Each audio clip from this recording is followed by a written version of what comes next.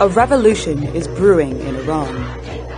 In a country where removing your headscarf could send you to prison for years, women are now burning them.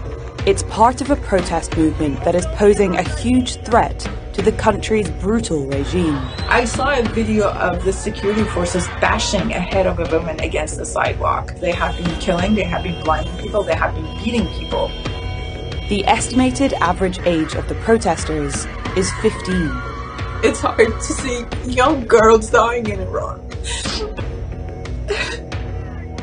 I've been covering the region now for 30 years. I haven't seen anything parallel to this. You really have to go back to 1979, the Islamic Revolution, to see anything akin to a protest which has had so much traction.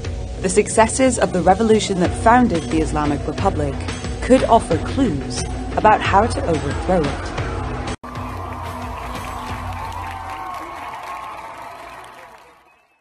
For these protests to become not just an uprising which can succeed or fail, but actually result in the toppling of the regime. We need to look at areas of change.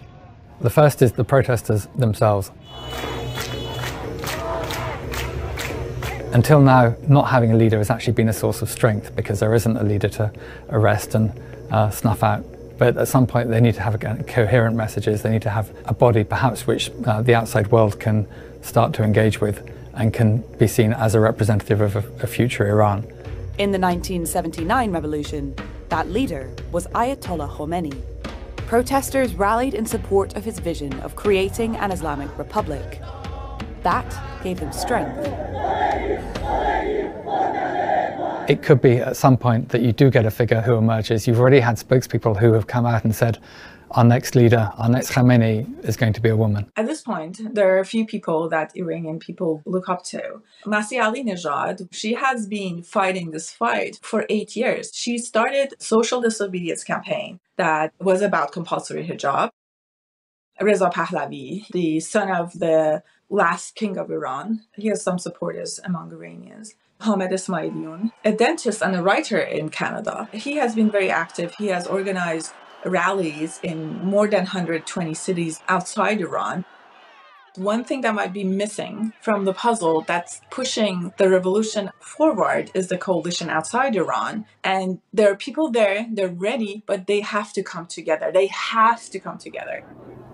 Another lesson from 1979 is that regime change takes time. The protests have gone on longer pretty much than any other that there's been in the history of the Islamic Republic, but they've still only been there for a relatively small time compared to that of 1979. The protests that began in the spring of 1978 didn't really reach fruition until over a year. Weeks could go by with actually very little activity on the street, but there was clearly a sense that they were building up into something.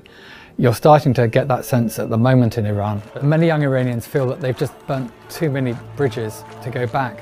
The level of radicalism that you're seeing on the streets now, the level of violence actually you're seeing on the streets, mobbings of policemen and of clerics, they've been torching billboards of the supreme leader. They're getting to a point where they know if they pull back, the regime is going to come right after them, and they can't afford to do that.